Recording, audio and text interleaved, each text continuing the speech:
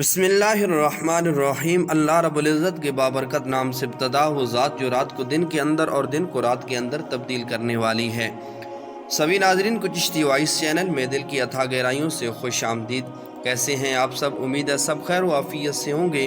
اللہ رب العزت کے ذات آپ سب کو ایسے ہی خیر و عافیت کے ساتھ رکھے۔ معزز ناظرین و سامعین، ہمارا آج کا موضوع دو فرشتے ہاروت اور ماروت کے بارے میں بیان کی گئی غلط روایات، غلط واقعات اور ان کا تدارک۔ تو موضوع کی جانب بڑھنے سے پہلے اگر آپ نے ہمارے اس چینل کو سبسکرائب نہیں کیا تو چینل کو سبسکرائب کر دیجئے اور بیل آئیکن کو دبا دیجئے تاکہ آپ کی اور ہماری محبت کا یہ سلسلہ یوں ہی استوار رہے۔ تو چلیے چلتے ہیں اپنے موضوع کی جانب۔ بابل میں نازل ہونے والے فرشتوں کے بارے میں لکھنے والوں نے کئی قصے، کہانیاں اور افسانے تراشے اور خدا کے ان دو بزرگ فرشتوں کے سر تھوپ دیے، حتیٰ کہ انہیں خرافات اور انسانوں کا عنوان بنا دیا گیا، اور معاملہ یہاں تک پہنچا کہ کسی دانشمند کے لیے اس تاریخی واقعہ کی تحقیق اور مطالعہ بہت مشکل ہو گیا۔ لیکن جو کچھ زیادہ صحیح نظر آتا ہے اور عقلی اور تاریخی لحاظ سے صحیح ہے، نیز مصادر حدیث کے مطابق ہے، ہم یہاں پیش کرتے ہیں۔ سرزمین بابل پر سحر اور جادوگری اپنے کمال کو پہنچ چکی تھی اور لوگوں کی پریشانی اور تکلیف کا باعث بن چکی تھی۔ خدا نے دو فرشتوں کو انسانی صورت میں مامور کیا کہ وہ جادو کے عوامل اور اسے باطل کرنے کا طریقہ لوگوں کو سکھائیں تاکہ وہ جادوگروں کے فساد اور شر سے محفوظ رہ سکیں۔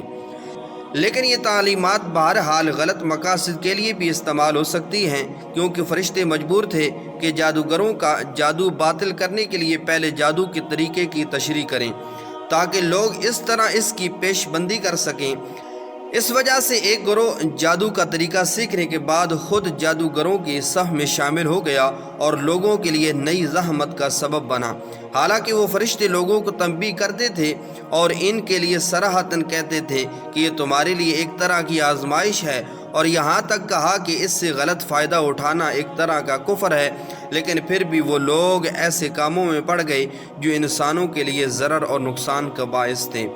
جو کچھ ہم نے اوپر بیان کیا وہ بہت سی احادیث اور اسلامی مصادر سے لیا گیا، اور عقل و منطق سے بھی اس کی ہم آہنگی آشکار ہے۔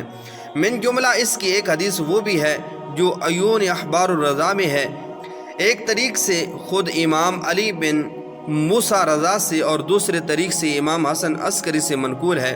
یہ حدیث واضح طور پر اس مفہوم کی تائید کرتی ہے، لیکن افسوس سے کہنا پڑتا ہے کہ بعض مورخین اور دار المعارف لکھنے والے حضرات، یہاں تک کہ بعض مفسرین بھی اس ضمن میں جعلی انسانوں کے زیر اثر آ گئے۔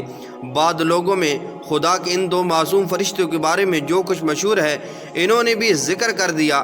کہا جاتا ہے کہ وہ دو فرشتے تھے، خدا نے انہیں زمین پر اس لیے بھیجا تاکہ انہیں معلوم ہو جائے کہ اگر وہ انسانوں کی جگہ ہوتے تو وہ بھی گناہ سے نہ بچ پاتے اور خدا کی نافرمانی کرتے، لہذا وہ دونوں بھی زمین پر اترنے کے بعد بڑے گناہوں کے مرتکب ہوئے۔ اس کے ساتھ ہی ستارہ زہرہ کے بارے میں بھی افسانہ تراشا گیا۔ یہ تمام چیزیں خرافات اور بے بنیاد بکواس ہیں۔ قرآن ان امور سے پاک ہے۔ اگر مندرجہ بالا آیات کے متن میں ہی غور کیا جائے تو ہم دیکھیں گے کہ قرآن کا بیان ان باتوں سے کوئی ربط نہیں رکھتا۔ اللہ رب العزت کی ذات سمجھنے کی توفیق عطا فرمائے۔ سانسوں نے وفا کی۔ تو اگلی ویڈیو میں پھر ملاقات ہوگی۔ السلام علیکم ورحمۃ اللہ وبرکاتہ۔